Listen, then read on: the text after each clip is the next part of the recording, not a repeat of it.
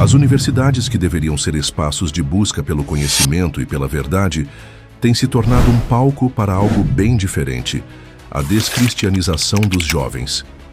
Hoje, em muitas salas de aula, vemos ideologias que não apenas questionam a fé cristã, mas buscam ridicularizá-la e afastar os estudantes da Bíblia. Chamam cristãos de fascistas, culpam a Igreja por todos os males da história e tentam substituir a fé por ideologias políticas. Será que a universidade virou um campo de batalha espiritual? Dentro das universidades, é comum ouvir que o cristianismo é culpado por estruturas de opressão da sociedade. Por que isso acontece?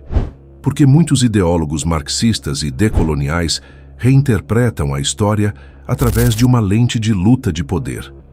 Eles não enxergam a Igreja como portadora de valores espirituais, mas como uma instituição política que teria servido para manter o poder dos homens brancos europeus sobre o restante do mundo. Assim, associam o cristianismo ao patriarcado, porque a Igreja sempre defendeu a família tradicional. Ligam o cristianismo ao eurocentrismo, porque a fé foi levada ao mundo pela Europa. Conectam o cristianismo ao racismo estrutural, porque colonizadores usaram símbolos religiosos para justificar conquistas. E chamam a moral cristã de machista, porque a Bíblia ensina papéis diferentes para homens e mulheres. Essas acusações são usadas como arma ideológica. Ao invés de analisar a fé em si, distorcem a história para transformar o cristianismo em inimigo dos jovens, especialmente dos que querem lutar por causas sociais. Transformam a fé cristã em bode expiatório, como se todos os problemas sociais do mundo fossem culpa da Igreja, mas esquecem que foi a fé cristã que inspirou hospitais, universidades, movimentos de caridade e até a própria noção de dignidade humana. Esse discurso não é inocente. Ele visa minar a credibilidade da fé diante dos jovens e colocá-los em choque com sua própria identidade cristã. Outro ponto forte é a pauta do feminismo radical, que ganha muito espaço na universidade. Dentro dessa visão, a moral cristã é vista como um obstáculo para a libertação da mulher. O alvo principal é a defesa da vida. Militam pelo aborto como se fosse um direito absoluto.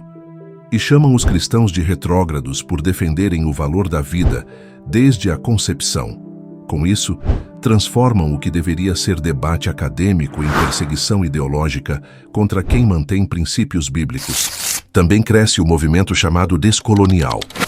Ele acusa a fé cristã de ser uma herança do colonialismo europeu, como se seguir a Bíblia fosse ser cúmplice de opressão. Essa linha se mistura ao marxismo cultural, que se espalhou nos cursos de humanas. Marx, Paulo Freire e outros pensadores são exaltados como guias intelectuais, enquanto a Bíblia é tratada como mito ultrapassado.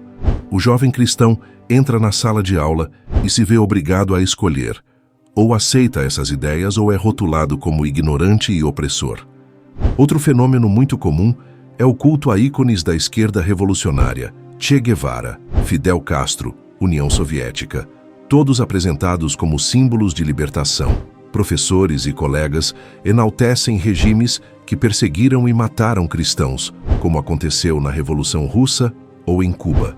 Poucos lembram que nesses regimes, Bíblias foram queimadas, igrejas fechadas e milhões de cristãos assassinados simplesmente por crerem em Cristo.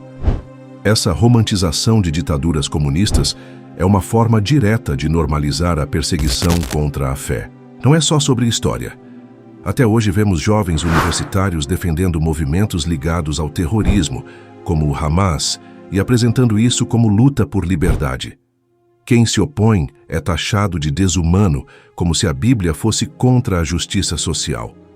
Assim, aos poucos, vão afastando os jovens cristãos do Evangelho e substituindo a mensagem de Cristo pela mensagem política.